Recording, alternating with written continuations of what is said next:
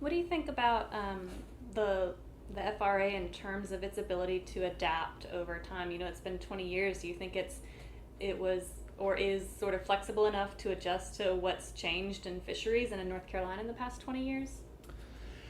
I think 20 years for one piece of legislation is a long time. I mean, typically with environmental legislation, the goal is to reauthorize it, to review and reauthorize it every 5 years or so.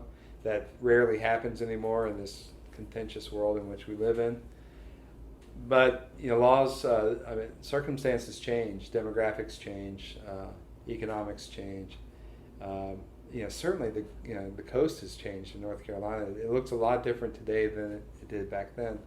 More people live there. There are fewer commercial fishermen. Again, we import more of our seafood. So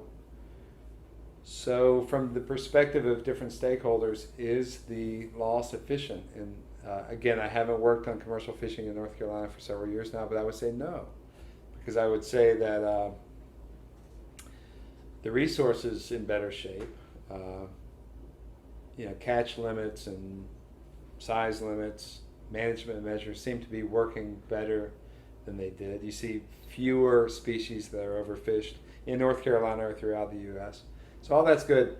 I think from a perspective of commercial fishing, I think it may be a dying industry in North Carolina.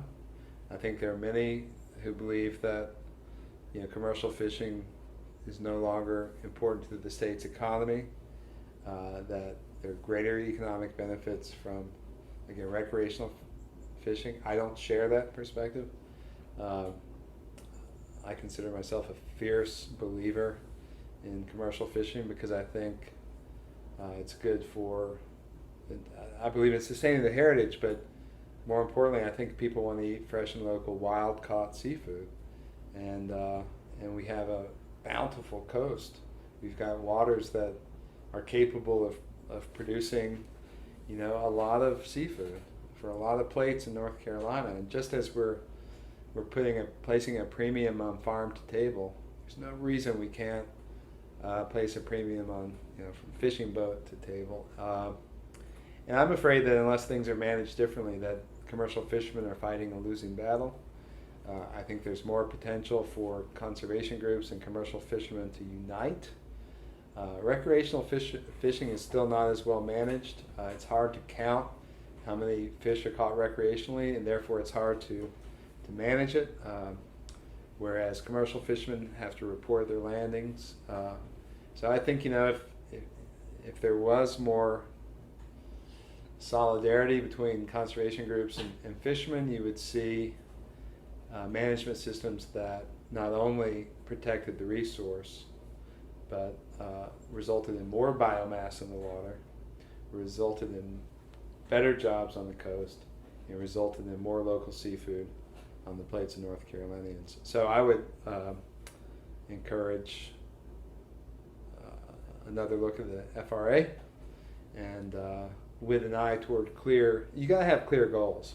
So there's no reason to touch it if there's not a crisis. And again, you remember better than I do what crisis prompted the 1994 moratorium. But often, unless there's a crisis, people let sleeping dogs lie. I think commercial fishing is slowly dying out. It's like what everyone says. It's like if you put a frog in cold water and then turn up the heat, he'll boil to death. If you put him in boiling water, he'll hop out. And I think that's what's happening in North Carolina. Slowly, people will go out of business.